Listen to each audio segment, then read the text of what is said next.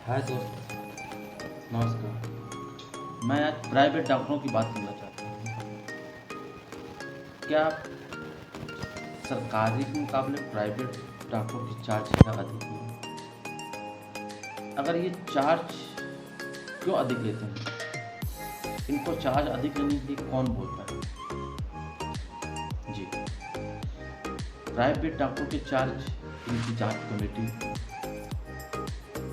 इनके जो कमेटी बैठती है। अगर एक कोई मरीज आया, वो एक प्राइवेट से दूसरे प्राइवेट में आया, तो जो एक प्राइवेट से जो हॉस्पिटल में जो उसका चेकअप हुआ होगा, वो दूसरे हॉस्पिटल में फिर से उतने ही चार्ज देना पड़ेगा, उतनी रिपोर्टें चेक करनी पड़ेंगी। ऐसा क्यों? अब एक मरीज एक प्राइवेट हॉस्पिटल में जाता है, नॉर्मल से चेकअप चलते हैं, उसको बताया जाता है कि आपका बिल 50,000, 60,000, 70,000 रुपये बिल बताया जाता है। उसको शायद दूसरे हॉस्पिटल में शायद उसको लगता है कि कम चार्ज लगेगा, उसके मरीज वहाँ पे ठीक नहीं हो पा रहा, दूसरे हॉस्पिटल ले जाते हैं। दूसरे हॉस्पिटल में फिर से जो पुरानी जांचें होती हैं, उन जांचों को अब शिफ्ट नहीं किया जाता और दूसरी रिपोर्ट फिर से तैयार होती है। डॉक्टर लोग बोलते हैं कि हमारे हॉस्पिटल की कुछ रिपोर्टें जो हम चेकअप करेंगे, फिर उनके आधार पे दवाई करेंगे। ऐसा क्यों?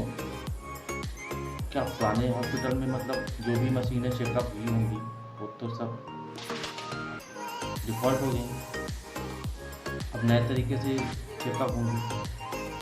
फिर इसके बाद bed charge, ICU charge, private bed लेना, इनका चार्ज, वेंटिलेटर लेना, ऑक्सीजन, खून, ब्लड लेना।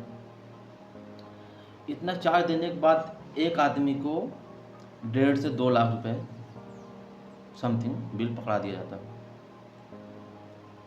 मरीज घर पहुंचता है, शायद मरीज का फिर से तबीयत बिगड़ी, 1 हफ्ते 2 हफ्ते के बाद फिर उसे हॉस्पिटल में आया, फिर वो चार्ज उसके लगते हैं। तो इसका एक सरकार से निवेदन है कि जो भी एक हॉस्पिटल में तो कहीं ना कहीं मान्यता मिली होगी, तो उसी रिपोर्ट के आधार पर दूसरे हॉस्पिटल में जाएं और चेकअप का पूर्णतः स्वीकार किया जाए। उस गरीब के साथ क्यों खिलवाड़ किया जाता है कि आप हमारे हॉस्पिटल में आए हो तो आप नया रिपोर्ट तैयार होगी, मेरे डॉक्टर तैयार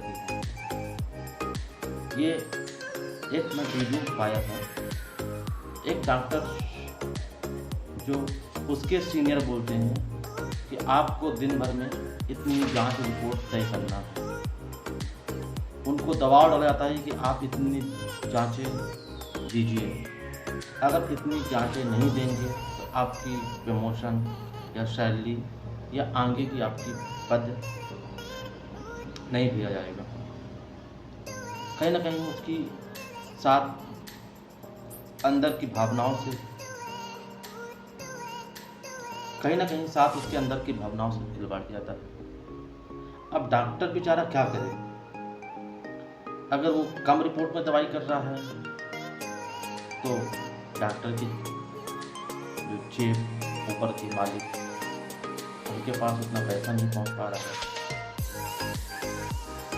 उनको तय करना पड़ता है कि मुझे एक बेड से मुझे 10 लाख 15 लाख रुपये आना चाहिए।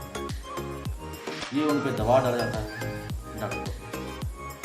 तो डॉक्टर एक भगवान का रूप होते हैं और हमें भगवान के रूप में हमें पैसा खिलवाड़ नहीं करना चाहिए। तो सरकार से यही निवेदन है, एक रिपोर्ट अगर तय की गई, उसी रिपोर्ट के आधार पर आगे जांच की जाए। मैनेजमेंट कहता है इस महीने आईसीयू में इतने बेड भरने चाहिए, ओटी खाली नहीं रहनी चाहिए, जो मरीज ओपीडी में है उसे भर्ती कराओ, चाहे जरूरत हो या ना हो।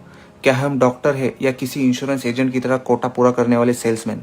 रोज मीटिंग होती है, कितने नए पेशेंट लाए, कितने टेस्ट लिखे, कितने रेफर किए सर्जरी के लिए। ना पूछो कौन बचा कौन गया, ना पूछो वाकई किसे इलाज की जरूरत थी। और मैं मैं हर रात अपने आप से यही सवाल करता हूँ, क्या मैं अब भी डॉक्टर हूँ या फिर एक टारगेट फुलफिल करने वाला कर्मचारी? माफ करना, इंसान हूँ मैं भी। मरीज को संख्या में गिनते गिनते कभी कभी खुद को भी गिनती में शामिल करने लगता हूँ।